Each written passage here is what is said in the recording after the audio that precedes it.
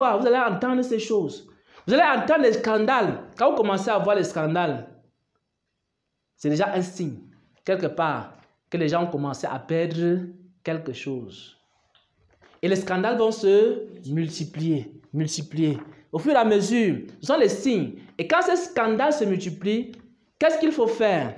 On va voir cela dans la troisième vérité.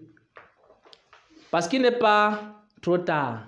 Si quelqu'un se rend compte qu'il est en train de devenir une brebis perdue de la maison d'Israël, il peut toujours revenir pendant qu'il a encore temps. Troisième vérité, on va lire au verset 15. Verset 15.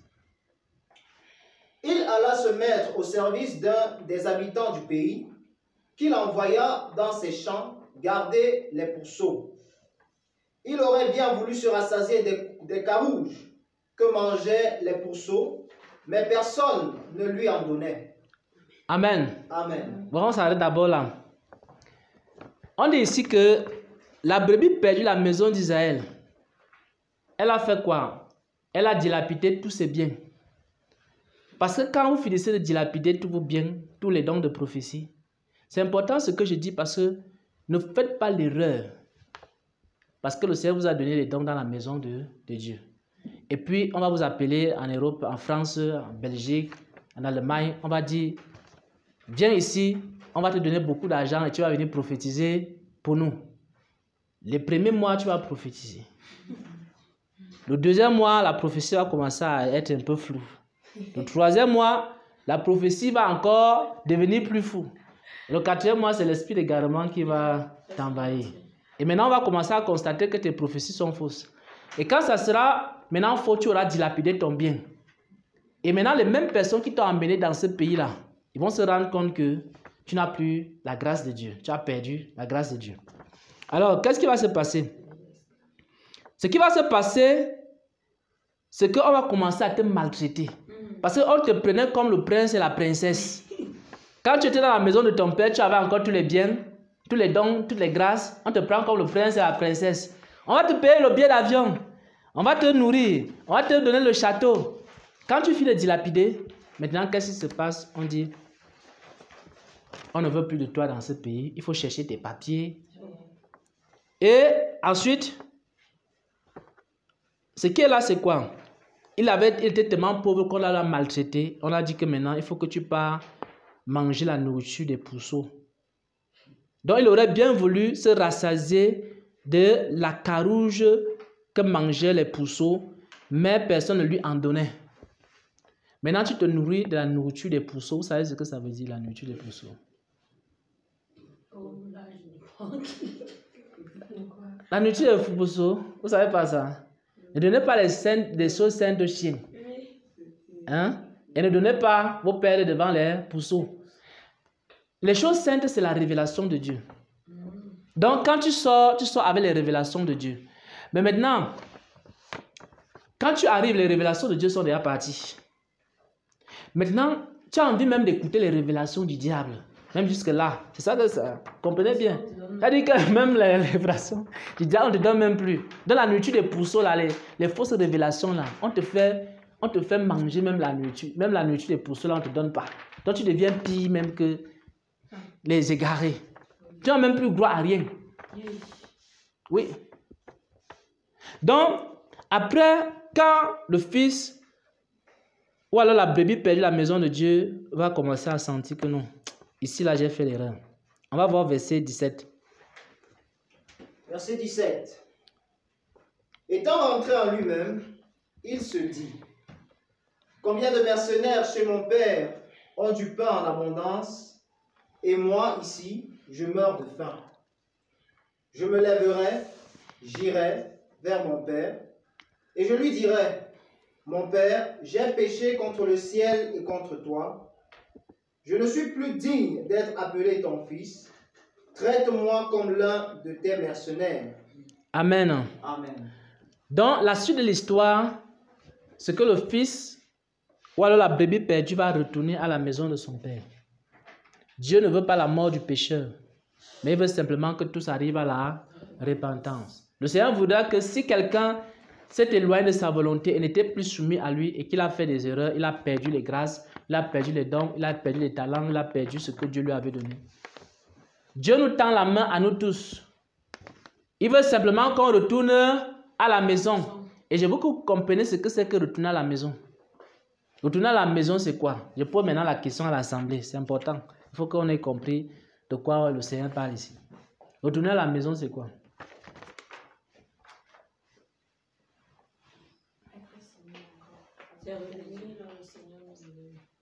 Oui, c'est revenir sous l'autorité de Dieu. Tu vois un peu? Une fois qu'une personne n'est plus sous l'autorité... Parce que quand quelqu'un quitte la maison de Dieu, dans cette parabole, il n'est plus sous l'autorité de Dieu. Donc, toute personne qui a quitté la volonté de Dieu, toute personne qui commence à agir par lui-même, a déjà quitté la maison. Même s'il parle en langue. Je vous dis la vérité, même si tu parles en langue, même si tu prophétises, même si tu fais n'importe quoi, le jour que tu n'es plus soumis à Dieu, tu n'es plus sous son autorité, tu as déjà quitté la maison. Et tu vas te rendre compte que quand une semaine va passer, tu vas commencer à perdre les choses. J'ai perdu les sons, j'ai perdu les visions, je commence à perdre, tout a diminué. Et mes sons sont devenus bizarres, et mais je n'arrive plus à prier. Mon cœur est... Donc, on commence petit à petit à perdre ces choses. Et quand on revient sous l'autorité de Dieu, le Seigneur restaure ces choses. Qu'est-ce qui s'est passé ici? Quand le fils est arrivé à la maison, papa a fait quoi? Papa a dit que enlevez les habits sales, enlevez toutes ces choses-là, mettez-lui des vêtements nouveaux et on a organisé la fête. Amen. Il y a de la joie au ciel pour chaque pécheur qui se repent. Amen. Donc, ce n'est pas perdu pour les brebis, des brebis perdues de la maison d'Israël. Si quelqu'un se rend compte que la grâce de Dieu a diminué dans sa vie, il se rend compte que les visions ont diminué, les songes ont diminué, il se rend compte que les fruits de l'esprit ont diminué, il est devenu colérique, il se rend compte qu'il n'a plus la victoire sur le péché. Ça veut dire que la personne est en train de perdre son héritage. Si tu perds ton héritage, ça veut dire que tu n'es plus soumis. Tu as quitté la maison. Il faut donc faire quoi? Revenir à Dieu. Et quand tu reviens, Dieu te restaure. Amen. On va voir la dernière vérité ici. La dernière vérité, ça concerne le fils qui est resté à la maison. Beaucoup se posent la question, est-ce que quand on est un vrai chrétien, on fait des erreurs? Même un vrai chrétien qui reste à la maison peut faire des erreurs. La seule différence, c'est quoi? C'est que quand tu es dans la maison du Père, si tu fais l'erreur, il te corrige à la maison. Là, directement, il te dit que non, tu as mal agi, tu t'es comporté comme ceci. Ce qui se passe ici dans l'assemblée. Chaque fois qu'on fait des erreurs, le Seigneur nous ramène, il nous oriente.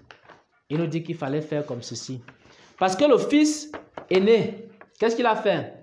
Il a commencé aussi à être jaloux. Est-ce qu'être jaloux, c'est bien? Non. C'est pas bien. Donc, il a fait une erreur. Et le père a corrigé. Le père lui a dit non, tu ne dois pas être jaloux de ton frère. Tu ne dois pas être jaloux de ta soeur. Il peut arriver que, même parmi nous, la jalousie commence à monter dans le cœur de quelqu'un. Oui. On dit, frère Xavier, chaque jour, il dit, j'ai trouvé un nouvel enseignement. Chaque jour, il a un nouvel enseignement. Et l'autre dit, non, frère Xavier vient d'arriver dans le christianisme. Mais moi, je suis un ancien, un vieux de la vieille. Nous, on avait cru dans les années, tant notre apôtre, c'est quand l'évangile était encore au Cameroun. Mais voilà un jeune serviteur de Dieu, chaque jour, il a de nouvelles révélations et la jalousie commence. Il peut arriver que parmi nous, quelqu'un a certains dons, certaines grâces. Et la jalousie commence à monter dans le cœur. Mais qu'est-ce qui va se passer? Parce que tu es dans la maison de Dieu, le Seigneur va te dire non. Vraiment, il faut regarder. Regarde, telle personne, si je lui ai donné ça, c'est parce qu'il y a ceci, cela. La grâce qui est dans sa vie, c'est à cause de ceci. Si tu fais aussi comme ça, la même grâce sera dans ta vie. Et c'est comme ça que le Père a corrigé le Fils. Le Fils qui était dans la maison. Mais si tu es hors de la maison, qui va te corriger? Il n'y a personne. C'est aussi là la différence entre les brebis perdues de la maison de Dieu et les fils de la maison. Les brebis perdues à la maison de Dieu, il n'y a personne qui les corrige. Ils vont de péché en péché. Il n'y a aucun Saint-Esprit qui est là pour leur dire il faut arrêter de pécher, il ne faut pas faire ceci. Il n'y a aucun Saint-Esprit qui leur dit qu'il faut qu'elle doit croire. C'est à cause de l'incrédulité qu'elle n'est pas guérie. Il n'y a aucun Saint-Esprit qui va dire ça. Il n'y a aucun Saint-Esprit qui va orienter la personne qui est hors de la maison de Dieu. C'est la raison pour laquelle la brebis perdue, elle ne va aller que de péché en péché et elle va commencer à perdre tous ses biens. Mais lorsque quelqu'un est dans la maison de Dieu, même si le Seigneur te gronde, réjouis-toi parce que tu es encore dans la maison de Dieu. Amen. Si le Seigneur te dit que, ma fille, il ne faut pas enterrer ton talent. Tu as reçu beaucoup de cantiques. Il faut partager les cantiques. Il ne faut pas pleurer. Il faut te dire, tu es encore dans la maison. Amen. Si tu n'étais pas dans la maison, il n'allait pas te dire ça. Tu allais continuer à faire ta vie. Il n'allait pas te dire. Donc, les brebis soumises aussi font des erreurs. Mais le Seigneur les corrige. Leur Père les corrige. Et leur Père les recadre. Amen. Voilà ainsi partager l'enseignement sur la brebis perdue de la maison d'Israël. Amen. Amen. Amen. Amen. Oh, Seigneur, Voilà.